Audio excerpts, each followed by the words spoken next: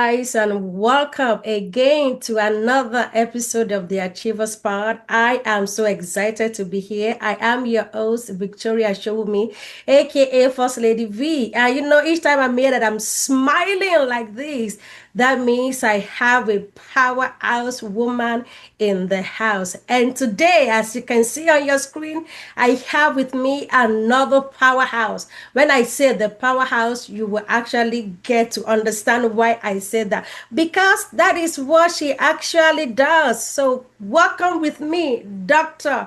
Olapeju Olasokan, the CEO and the founder of the Leader Powerhouse. So much. So, ma'am, welcome to the Achievers Part today, and it is my honor. I am so excited that we are able to do this. So, thank you for your flexibility and thank you for your time. So, let's dive right into it. Can you tell our listeners, our viewers, a little bit about yourself? Well, thank you very much. I'm very grateful for your time. First Lady V, I'll call you that. I don't take it for granted. I'm Olapeju Olasokan, Dr. Olapeju Olasokan. I'm an internal medicine physician and the founder and CEO of the Powerhouse Leader. I help women step into bold and audacious leadership without shrinking or burning out. All right. Thank you so much. Today, guys, that is what we are going to be talking about because she's a medical person, she's a medical doctor. And, being in that space, sometimes it can be people kind of look upon it to be kind of it's meant for certain people. And I have interviewed a lot of physicians. I have worked with a lot of physicians, especially the female one. And I think the challenges that some of them faces is pretty much the same, especially if you are a woman and if you are dark skinned like myself. So, all right. So, Dr. Olakpeju, I want you to talk about how you got started the powerhouse leader, because I believe it's not just that you wake up one day and say, this is what I'm doing. Probably some things have led you into that space. So how did we get started? Thank you. I see the powerhouse leader as the journey that I navigated to become a powerhouse leader myself in my own right. But I started, my desire for medicine started at a young age of 7. While I was in Nigeria, I always knew that I wanted to be a doctor. And as I navigated life, came to the United States, that was the first thing I jumped on. And over my years of working, did internal medicine residency and started going into work. No one really sat me down to help me understand what being a leader meant. But imagine you finish medical school and the first day you walk into residency, someone's calling you Dr. Olapeju. And all of a sudden, your title commands leadership. And you're just like, I just want to diagnose and prescribe you medication. But you realize quickly that when you're in the hospital setting, you're a leader in your own right. You're leading the patient. You're helping to coordinate with other people on your team, nurses, case manager. And that leadership skill was not something that was independently taught to you. So you're pretty much gambling through it. And sometimes it led to poor communication. Sometimes it led to, even bad patient outcomes because no one really taught you how to lead audaciously. And as I finished residency, started working as an attending, those issues still remained, difficulty negotiating with what you want, difficulty working with teams. Some of that continued to become an issue, either on the clinical setting or not. So right now I do work remotely in a health plan, helping them supporting their claims work, but the challenges were still the same. Now, as an attending working in a health plan, I still continue to struggle until I realized that leadership skill itself was independent of my medical skills. I was a great doctor, I was a great diagnostician, I still know my medicine very well, but the leadership piece of it was robbing me of impact and legacy. So that was when I started working on that. And that's really what birthed the powerhouse leader. Because as I started working on that, my influence changed, my impact changed. And even when I sit in the board meetings with multiple individuals that don't look like me, men, that have more experience or more years and skin in the game, I don't feel like I'm shrinking anymore. I don't feel like I'm sitting to the side. In fact, before when I hear leadership, I would run opposite side of leadership, but now I'm looking to solve problems. So I essentially grew as a leader, but realized that a lot of people still graduate, college, medical school, still nursing school, whatever career they have, still lacking those tenets of leadership. And wherever you find yourself, whether it's in ministry, whether it's in the kitchen, whether it's in your home raising your children, those leadership skills are important in how you mold your children, how you mold your team, and how you evolve as an individual. So that's really what got me here today. I know that's a long-winded answer, but I wanted to tell the whole story. I mean, I think you really kind of like add flesh to the bones, I will say, so that people can really understand the journey to where you are today. Like I said, it's not a destination that you arrive overnight. It is a process, and so many things go into it. And now being able to be where you are today, and then being able to help other women. And that is what we are going to be talking about today, why leadership is so essential, for career women, for women in leadership. And sometimes, like you said, we think just having the degree or just knowing your stuff, like you're a medical doctor, knowing how to diagnose, knowing how to write prescription, to think maybe that is all that you need, all the things you learn in school. But then when you're out there practicing, now you need that. Wow, you know that right now your leadership has to be up the game, because you are dealing with other physicians, you are dealing with nurses, you're dealing with the patients, you're dealing with the families. I mean, like you are like the center of everybody, and people coming to you, coming at you, sometimes asking you all these questions. And like you said, sometimes some of those things you were not prepared for those things. So I want you to kind of step back and kind of talk into why leadership is so important, especially for women out there, and also for women who are in the profession where we people kind of perceive to be either male dominated or not a good fit for a woman, and especially you being a medical doctor. All right, so just make sure I'm clear on the question, how to navigate a career line where there's is male dominated. Yeah.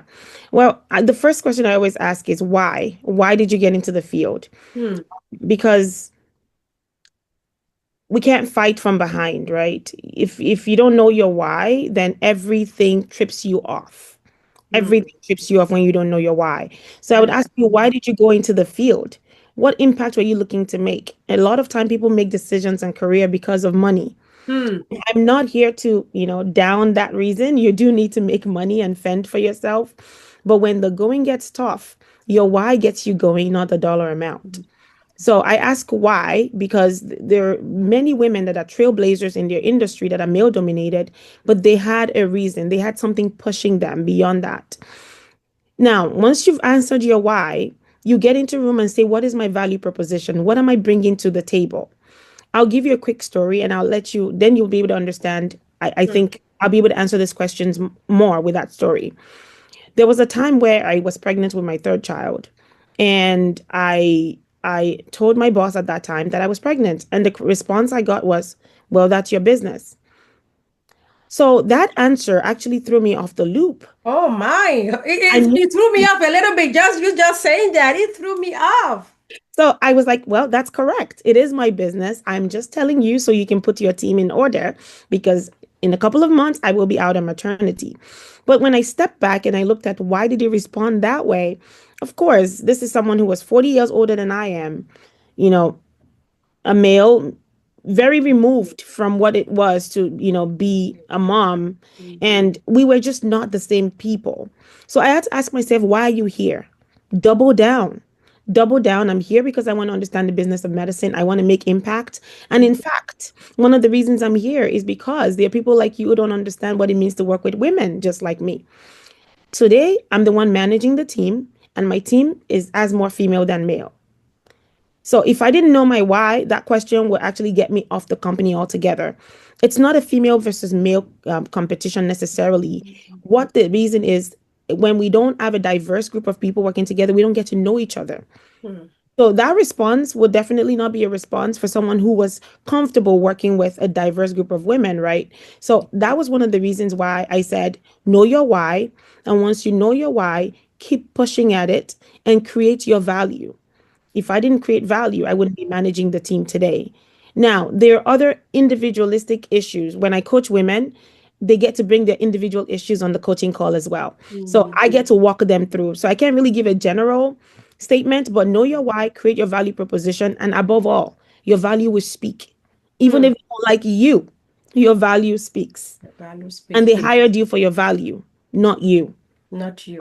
A lot of people get tripped up by that. It's great. You're a human. I love that. But it's your value, it's your degree, it's your experience that they Hmm. want. So don't lose sight of that. Don't take it too personal, but make sure that your value always speaks. I'll stop at that. Oh, wow. That is amazing. That Thank is you. amazing. So, ladies, or maybe the guys listen as well. Yeah. The main thing is understanding your why. Why do you choose that profession that you choose to start with?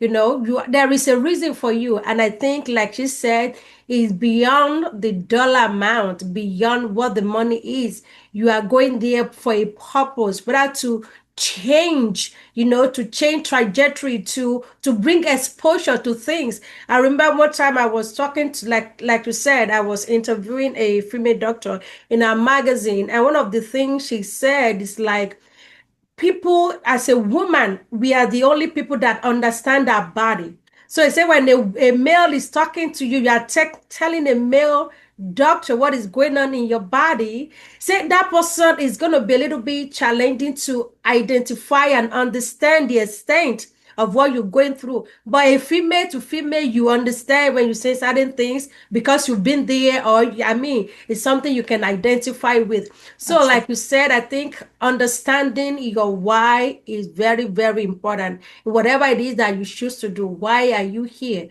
What do you bring to the table here? What do you want to change? What legacy are you leaving behind? What message are you passing across to other people? So thank you. And then you talk about the value that you bring to the table. Yes, it's so, so important. And I want you to speak on that, because sometimes women, we look at it as if we don't bring so much value into Mhm. what we are doing. And that is why a lot of people cannot negotiate salary. I have been there before, Now we ask you, what do you want to be paid? Say, no, give me whatever you want. And I'm like, no, you should be able to tell, you know what, this is what I want based on the value that I bring to this organization. So can you expand a little bit on that?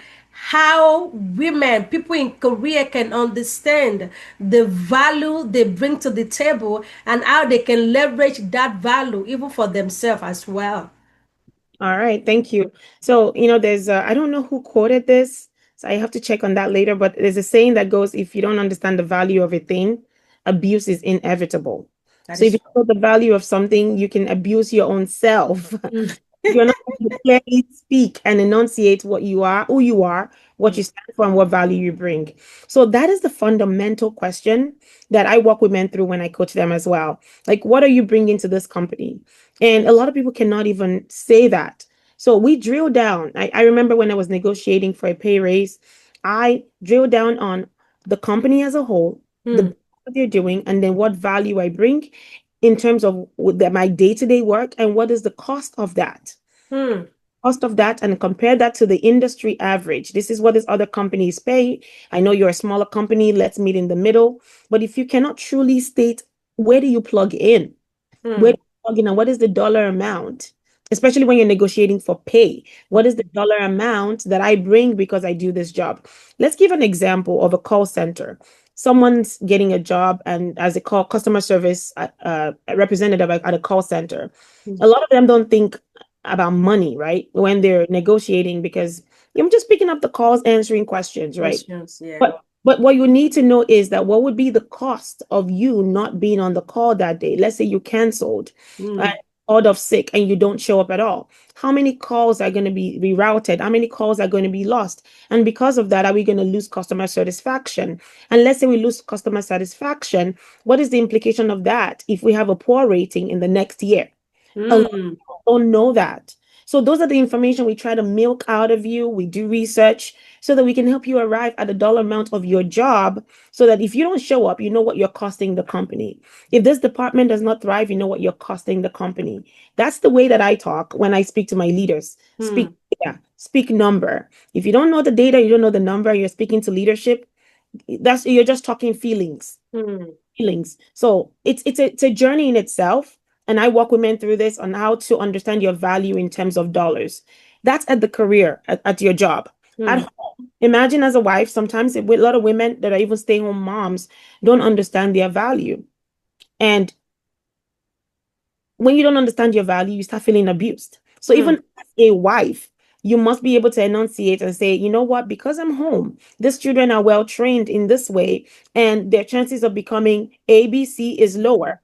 This is the cost of if our child doesn't go to school and follow through. If they drop out, now we pay 4 years of college tuition that they're not using. See how Hmm. we just tied it all in? Early together. Hmm. Tying it all together. So somehow you must be able to understand your value. And above all, as a Christian, you know that God imputed his righteousness in you. So it's really multimodal. You look at it from different aspects in terms of value, depending on who you're talking to. If you're Hmm. talking to someone at your job, they want to hear your value in terms of money. If you're talking to your spouse, they want to hear your value in terms of culture, what we're creating together. If you're a partner in ministry, your value is different in terms of how we're building the church together. But somehow you must be able to understand your value because you're going to have to sit with those thoughts. When Hmm. nobody's there, you're going to have to sit with the thoughts that, am I truly valuable? And you must be able to answer that question. Hmm. That's what helps you to show up audaciously in everything you do. And even if you're a stay-home wife, how do you understand your value to be able to keep your head up when your other colleagues are like vice president at their company? You're still valuable. So you see, it really leadership cuts across everything. And Everything. you are understanding your value and how you show up in the world every day. Oh, thank you for that explanation. And I think everybody listening right now, watching, you should probably take a note and a pen and just kind of take the inventory of the things you bring to the table. Like she said, she speaks across, different area of our lives. Maybe you're in a professional environment, even at home, in ministry, just kind of even you yourself look at the value you bring. I think a lot of us think we are just there like a number, just occupying Mm. space. But like you said, know the value. And I think it's going to go a long way because you can get pulled anytime for something. And then you should be able to stay like 1, 2, 3. This is what I bring to this organization. Each day I'm here, this Yeah. is what happened. Each day I'm home with the kids, like you said, staying at home. Because sometimes I see staying at home mom, I'm like, you guys, I don't know how you guys handle little ones, the toddlers, all of them running around, and you still keep peace and you still get things done around the house. So it's like you said, people taking the time to understand the value that you deliver on a daily basis. And I think sometimes we don't think about it, we just do it, Yeah. but penning them down and saying it out loud that you know that you are valuable, you bring value to wherever you are. And like you said, it also helps you as an individual as well to know that, wow, I do this much. Yeah. I do this much. All right. So now let's continue because you have been in this space for some times, and earlier on you were sharing your journey that led you to starting the Powerhouse Leader. So I want you to kind of share what are some of the challenges, struggles that you've encountered, or you've seen women that you've coached through encountered in this space, especially in the professional environment. Okay. I'll touch on three. The first one is visibility. A lot of Visibility. us are servant leaders, right? Especially when you're a mom, you just give and give and give. And because you don't keep inventory on your giving, Hmm. it's time for you to be identified or recognized or congratulated for the work that you do. You are not aware of Hmm. what you do, number one, Hmm. and you're not visible enough that people can actually say, you did that. Hmm. But we don't really know how to blow our own horns. We're too humble to tell the world what we're actually doing, right? Because of that, we shrink and then we wonder why there's a pay gap, right? We wonder why you're not recognized. And that even leads a lot of resentment in women because they're like, what's the point? Nobody Mm, sees me, nobody celebrates, nobody appreciates me. And that visibility is key. mm. Is key. I always tell my clients, the only people that don't like to be known are like secret cult leaders, right? That's the kind of those are the kind of leaders that like they don't want to be known, but they want to do work. But you're Mm, doing good work.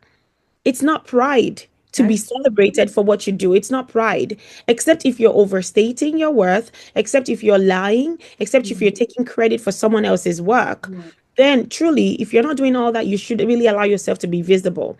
So, when you're working on the project, let people know that you're working on the project. When you're working on something new, share with your friends, share with your colleagues. When you have a business, how are people going to buy from you when they don't even know what you sell? yeah. Get your word out there, be visible. It's Be not pride. visible. Guys, you hearing her now? All right, Be you got the visible. permission to be visible. All Be right. visible. The other thing is fear, right? And fear shows up in so many ways. Mm, Fear can show up as perfectionism.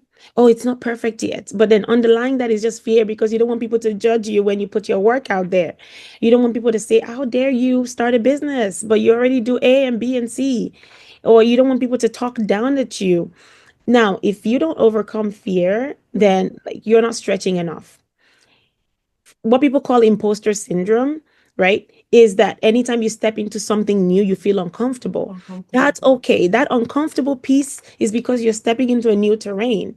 Just like when you're learning a new language, the first time you sound like confused, right? And then over Yeah. time, you start to sound better and better. But Mm, a lot of women stop at the first symptom of fear. They just stop. Like showing up online, right? Visibility, right? For them, sometimes it's fear. it's Like, fear. I don't want to be seen. Oh, my nose doesn't look right. My makeup is not done. Mm, My shirt, how do I look? Right? All those fear because you don't want people to judge you stops you from taking chances at all. So I encourage my women. The challenges is that we will be scared. It's not the absence of fear we're looking for, it's overcoming fear fear, yes. despite it. So the fear will come. If your fear is not there, that means you're not challenging yourself enough. Mm, Period. Period. That means you're too comfortable. too comfortable. You're too comfortable. If you're making impact, if you're pushing at the border of success, some things are going to be uncomfortable. So embrace fear, but do it scared anyway. That's the second That's thing in second. terms of Mm, challenges. The third one is really delegation. When you're mm, a mother, you're mother, wife, women in general, you're wearing many hats, usually, especially if you're in ministry, you have little ones, you're just really pulled in different direction. And if you're one that has problem with delegation, it will continue to be a problem. mm. That's something that, some days I have to go back to the drawing board and say, okay, look at what you're doing. What can come off your list? What can you automate? What can you delegate? Once I answer that question, I will always find one thing to come off. It's a work in progress, though. That's So it's yeah. a work in progress. You have to look at your inventory every day, especially if you start feeling overwhelmed. Mm, Ask yourself, what needs to come off my table? What can someone else do for me? Even if they can't do it as good as I'm doing it, can they do it 75% as good? Can they do it 50% as good? good. And maybe when they do it and I review it, but that's off your table. A lot of people, especially in our community, right? They're like a solo business. You're the Mm, one taking order, you're the one cooking, you're the one packaging, you're the one because you don't want to pay anyone. And then you wonder why your business crashed after 2 years. It wasn't sustainable anyway because you refused to delegate. So I'm really for being a powerhouse leader, but that power comes from developing people. And when you delegate, when you hire, when you inspire, when you pay other people, you're really developing them as well. So don't be scared to delegate because if you don't, then you really become a bottleneck and that becomes a challenge for you. That actually threatens your ability to create legacy. I'll stop there. wow, thank you. Guys, we are talking about the powerhouse leader. I mean, that is all you keep hearing. And I think this is very instrumental to you growing and to you really being that exceptional leader. And like he talked about, if you don't want to bottleneck, if you don't want to break down after 1 year, after 2 years, if you still want to keep going, if you still want to continue to have impact, you really need to step up. And she identified three things. So, ma'am, I want us to go further because you help people. We talk about the audacity to being audacious and to be confident, because some of the things that I see with women sometimes, like for them to be visible, it's like they're shy, they're afraid, like you talk about, and sometimes they don't have the confidence. They think they don't have all it takes. So how can women, especially in the professional environment, those who are in management position role, how can they boost their confidence? What is it that they can do, or maybe secret things, your secret sauce, for their leadership, to have that audacity to not to be themselves, to be able to command the room, to be able to talk with people, express themselves, and just lead whoever is with them, or whoever they are leading, lead them proper. Okay. Thank you for that question. So, from what I understand, how can women really overcome that challenge at in their career or anywhere when it comes to Yes. leading? So, the first thing I would say is have your evidence bank. And that evidence, Evidence bank, what does that mean? well, that means it's a document, or maybe it's in your journal or somewhere. Hmm. Write down what you're doing. We're coming back to the value again. Hmm. Because one of the reasons why women are not confident is because they don't think they have it. Hmm. They don't think that they have it. I mean, this is one of my coaching sessions, just 1 month dedicated to like your evidence bank. The evidence What bank. have you currently done today that shows that you're a leader? Hmm. Write it down. And if you don't see it, I help you see it. I help you find it. We talk through your journey, but I help you find the skills that cross over into this leadership role so that you don't start from zero, because most of the time you're not at zero. Hmm. Yeah, 100, but you're definitely not a zero. So Mm-hmm. the way I say it is the things that you have done already that actually shows that you can do this. Period. And it may be a different industry altogether. Maybe you were in a different industry and you moved to one and you're like, I don't know anything about this industry. That's okay. Let's talk about how you led your team before. Let's talk about church. Maybe how you led your community in church. Maybe how you were the head of the choir department, how you mobilized, how you grew the team from 2 to 20. Like, Hmm. what makes you think that doesn't cross over?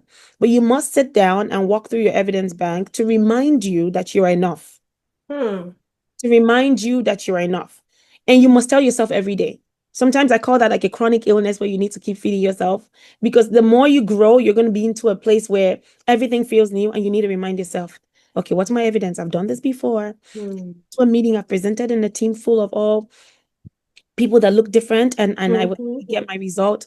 That's how you self-coach, right? Hmm. It's called self-coaching, but you must have your evidence bank. Number two, get a coach. Get a coach, because the thing about coaching is like other people get to see you the way you're not seeing yourself, right? You may be telling me I'm not confident, and I'm looking at you like, what are you talking about? Talking about. Like, look at this. And it always amazes me, but that's why I have a coach. I coach women too. Have a coach to help you through, especially when you're stepping into a new role, into a new industry, because how you show up first in the first couple of months determines how others now see you in that role. Hmm. So you don't want to miss the gap or the window where people are still forming an opinion of you because you're busy, confused. So get a coach to help you in the journey into becoming, but you must have your evidence back. And then seek for personal development. I don't know any CEO that does not invest in themselves daily. I Daily. don't know. I don't know. You do yourself daily, because if you want to keep showing up and keep adding value, you Mhm. must be aware of your deficit, right? And some people's deficit may be communication, it's not clear enough. Some people's deficit may be executive presence, or even like language, how they speak, their hand gestures. They're very different, many different deficits that you may find from doing an assessment. Hmm. Fill those deficits one at a time. Fill those deficits, and you realize that you keep growing. But that evidence bank is usually where people stop and they're like, I don't have it. I don't have it. And by the time you start telling people that you don't know what you're doing, don't be surprised if they think you don't know what you're doing. You know what? Thank you. Thank you so much. I mean, guys, what do you think of this session? We're talking about the powerhouse leader, the powerhouse leader. I mean, and she's giving us all this nugget, I mean, practical things that you can actually start implementing today. Talking about the evidence bank, you know what you need to do. Talking about which area of your life are you deficit? What is it? And we have somebody here who can work with you. So I want you to because this is what you do. I mean, you've been transformed and now being able to give back to other people. So I want you to kind of share how some of these things you are telling us to do, how these things has helped you. Because like you started earlier, as a medical doctor, you work in the hospital and now you're a medical director for another organization. You have grown through all these things. And I think some of these things you are teaching people or you are working with people to do, you have gone through that. How has that helped you in your journey to where you are today, to the powerhouse leader you are, and you being able to help other women, help other men, help other physicians, nurse practitioner, nurses, and the likes? Um, First, it has helped me to become more visible. More Visibility. visible. Before now, there's always that thought of, do I have enough? Mm, I become not proud in a sense, but I'm always a continuous learner, but I become visible in what I know, right? You don't have to be perfect to teach others, but you have to know more than they do in that area. That's all. So I become more audacious and more visible because if I know 5% more than you, I can add value. mm, If I know 10% more than you, I can add value. A lot of people are waiting until they know 100% more than you before they feel confident to become more visible. So I've become more visible. The second thing that has happened to me in my evolution is that I've become more people-centered. And no matter what leadership position I take, right, it's the people and how I can make them better than I left. That's all. mm. So I definitely target to make sure that I develop people, help them to become. And before now, it's more like, oh, I want to get a title. I want to get a title. I've evolved from title chasing to people development. And that Mm. is so liberating because it's not the money, it's not the title, it's really people. And for Oh me, my God. Okay, let's stop over here a little bit. Because I mean you nailing it because a lot of people, women out there, even not just women, a lot of people are chasing the title. They are forgetting about people building, people development. Just like I want to be this, I want to get that title, I want to get that title, I want to get that title. So I mean, you are really nailing it. So sorry for cutting you off. Just no problem. Yes. So I once you evolve to people development, I mean, I studied the life of Jesus a lot, and it was not a title chaser. It was really for the people. And because of that, once I evolved from not title chasing to people chasing, the title fell on your lap. It Hmm. simply just did. And till today, I'm not a title chaser. I'm more for the people development. Before I got my recent role promotion, I was mentoring someone in the organization. It wasn't paid, but I'm like, it's time to give back. So once you can change your perspective for to people development, title will come by itself because even the people will recommend you for the Hmm. time. So those are the two ways that I've developed and I continue to develop. And the more I get into leadership, the more I see that we need to have that as a separate curriculum everywhere at church, home, community, everywhere. We need to have leadership as part of our independent curriculum when we're even raising kids, even in schools. But let me stop there. Thank you. All right, so thank you for sharing there because you did talk about visibility for you, how this has helped you become more visible, and then you stop being someone who chases after the title, but developing people, working with people and developing people. And I think everybody can actually lean towards that. Don't just pursue after becoming certain thing, but in your process, work along with other people, develop people, because that is really going to make life easy for you. So thank you so much, ma'am, for that. All right, so we have a few more things to just go through. So for being a medical practitioner, a medical doctor, what will you say to female student, I mean, medical student now who are seeking, looking forward to join the profession, to come into the in profession, to practice medicine? What would be your advice to them? The party they're in school now, or they're doing their residency or wrapping up, to be transitioned into the workforce. So what are some advice you can give to them of what to expect or what to be valuable to them? The first thing I would say is, as much as possible, know yourself. Know yourself. Know your why. Um, a lot of people went to medical school because maybe that was the idea of their parent, or maybe they wanted an income bracket that's only being a doctor could achieve. Maybe they wanted a status. Our world is evolving, right? If you went into medicine for money, you may be disappointed if you because there'll be other ways to make money that maybe not be as stressful. If you came into it for a title, you may realize that it's not a big deal after that, especially if you're a title chaser. The minute you get title, you're looking for another title. So Mm, you may be jaded quickly.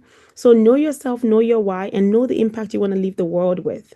mm, Because your dream has to be bigger than your title. It has to be bigger than your bank account. That's how you keep living. So living. know yourself, know your why, and know how what impact you want to make in the world.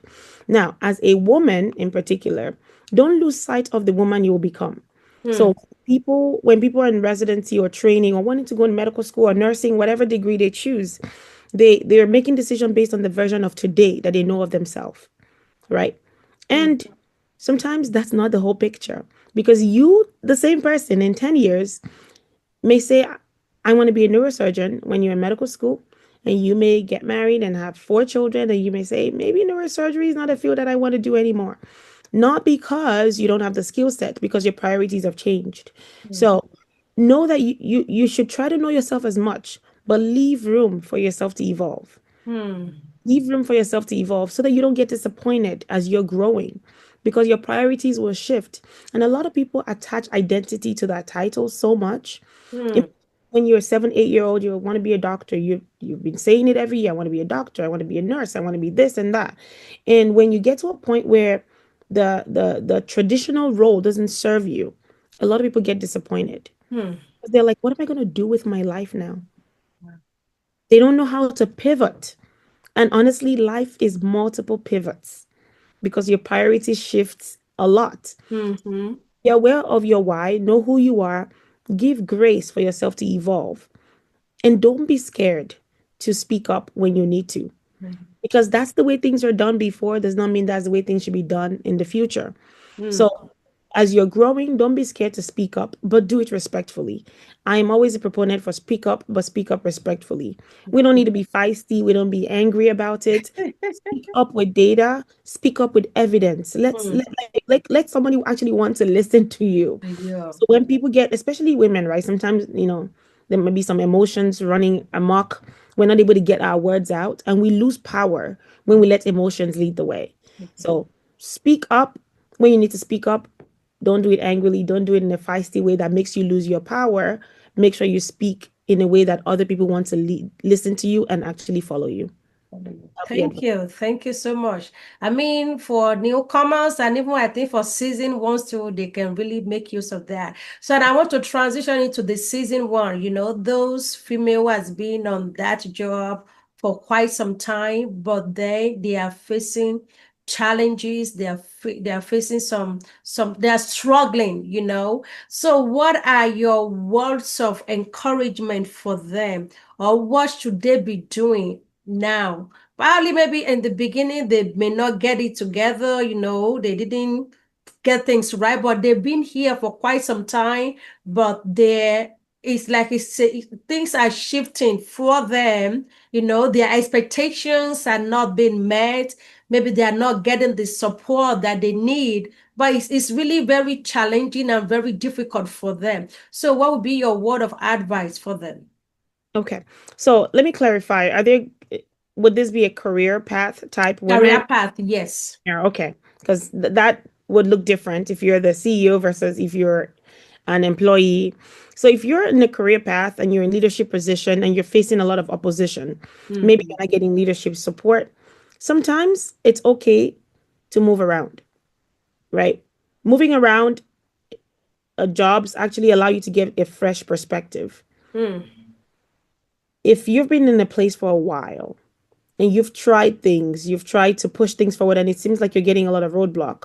Sometimes it's okay to apply for another job, give yourself a fresh start so you can have a fresh view. But don't be disappointed when you get to the other job and it's all the same. That's what I will say about that. Mm, Don't be disappointed, but at least it gives you opportunity to like level set and mm, say, okay, maybe this is an industry-wide problem. It's not my boss, it's not my CEO. So sometimes it's good to shake the table because you shake the table, you go to another location, and maybe you have a different boss who is able to explain things to you better. You have a fresh view, you are more receptive of the feedback you're getting. Number two, the solution is not always to walk away. mm, Times is really to face the obstacle, right? So you must be able to tease apart what the obstacle is, though. So if mm, you're getting challenged, right? Are you getting challenged because there's a particular boss, an individual, one person who doesn't like you, who mm, happens to be your boss? If that's a situation, that's an interpersonal issue. That's not an industry type issue. Either you're able to focus on the job and not their person, but mm, if you're not able to, we shouldn't have a toxic environment. But if it's funding, oh, they're not supporting what I want to do, then you really maybe you need to sit down and say, how can I get a buy-in of the mm, people that are above me? So maybe you need to sit down and do a better analysis of I want to start this project. I want to open this new department because I think we need help. When you're speaking to your career people, they want to hear numbers. They want to hear how this is going to benefit the company. So maybe you've been approaching your ask in a different way. They're not hearing what will benefit the company. It's not a you problem. It's just that they're not seeing the value as top priority for mm. them. So you Okay. need to get the opportunity to revamp your story, revamp your experience. And don't forget, the best leaders are actually built in difficult times. Mm, So if you have a habit of, jumping, difficult, I jump, you'll be mm, jumping for a long time. So we truly need to assess depending on the exact situation. I'm sounding very vague here because it could be different for different people, but the obstacle can be the way. And sometimes it really is good to leave the obstacle and jump and give yourself a fresh perspective on things. oh, And then, of wow. course, if I get to work with you one on one, we can really get a deep dive into what the challenges are and how to navigate it. Thank you. Thank you for that. So I have two more questions for you, and then your take or whatever you want to add on to our listeners. So by first of the two questions is number one, what does it take to be the powerhouse leader? The second question, you can answer them together. The second question, uh, what are the type of women or professions that you work with? What are the problems they have that will bring them to you, or what you help them to solve and figure out? So Okay. these are my two questions. All right. So, what does it take to be a powerhouse leader? I can give you a long list, but I will give you one. Okay. Awareness. Awareness. Awareness. You must know where you are and where you're trying to go Hmm. because people don't seek help when they don't realize there's a deficit. So, power is generated when you feel like there's a need for it. So if I want to be the president of America today, right, I'm aware that truly this is a need for me. Now it's time for me to start taking a deep dive into my life and see what would it take to get there. So I would say being aware of where you are and where you want to go. It's just the first roadmap. If you're not aware of that, you're just like, oh, this person is doing this. I like to do this. This Hmm. person is doing that. I like to do that. And instead of you to generate power in one area, you're scattered. Have you met people like that? They have 5 million things happening, but then one thing is not really happening. Well, they don't make impacts that way, right? They don't push the needle that way. So be aware of where you are, where you're trying to go. And that may mean closing some doors and say, you know what, this one, 2 years, I'm going to focus on one thing and move the needle in that one thing. So I'll start from there. But of course, when I walk women through the program, there's a lot more. And let me give you another one. Thank Legacy. you. Thank People building people. No you. matter where you go, people think of leader. And when they hear the word powerhouse, they're like, are you going to be feisty? Are you going to be aggressive? Are you going to boss me around? Are you going to just try to boss me around? No, it's developing people, right? The power itself is supposed to translate to the people around you. Nobody wants an autocratic leader. They want a leader that actually helps them to become. So a powerhouse leader is one that develops people and one that is aware. And you develop people in any industry you are Yes. in. Never lose sight of the people and never lose sight of the problem you're solving. If you want to become a VP at your job, don't lose sight of what the company's mission is, and don't lose sight of the people that will get you there. Yeah. Exactly. So I'll stop there. Bingo. Now, the second question, can you please remind me again? Okay, the type of people that I work with. Yes. Right. So I work with women that work in healthcare. They Okay. don't necessarily have to be like nurses, doctors. Those are the people that I attract just because of my experience. Amazing. But I've had people that are nursing assistants. I've had people that are like working in procurement in the hospital, just the healthcare setting.